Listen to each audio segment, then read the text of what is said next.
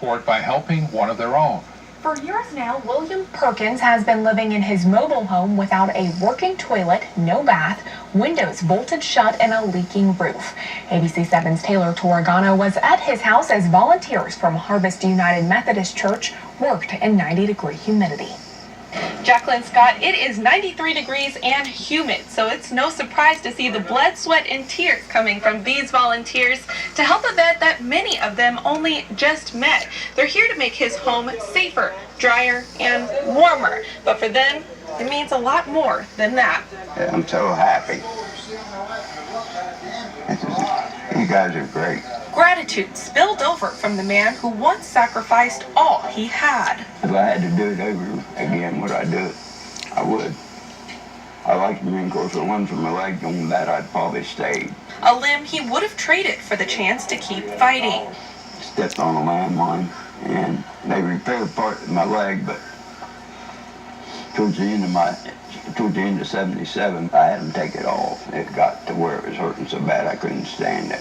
The Vietnam sniper was sent home with no way of knowing he still had many more battles to come. It's been a little rough for us. Before I moved, I had prostate cancer, kidney cancer, and throat cancer. Still, he remains positive. Life is still good. And humble, never once asking for this. He needs a wheelchair ramp soon, so we decided we'd come in and put that in. And we got into the home. We found the bathrooms were just substandard. You were worried about falling through the floor in the bathroom, and the bathtub wouldn't work. It leaked so bad they couldn't use it. Not to mention the leak in the roof and failing floorboards. A neighbor saw these conditions and reached out to the Minnesota Operation Troop Support Group. That group asked the Harvest United Methodist Church to step in, and that was all it took. It's great. It's great to see a community come together for the needs of another person. A thank you that meant as much to the veteran My dream finally come true. that it did for the desperately needed volunteers. For a long time, veterans weren't appreciated. And now the country's changed.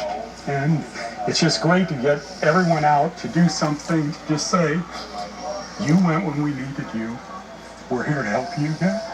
Now, when it comes to funding, Home Depot really stepped up. Not only did they provide $3,000 in materials, they also offered 2 additional staff members to help with manpower. I'm reporting from Bradenton, Taylor Torregano, ABC7, your Suncoast News. Day vividly.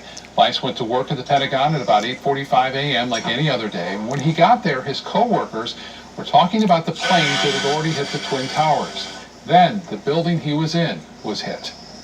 And all of a sudden, our building just shook to the core.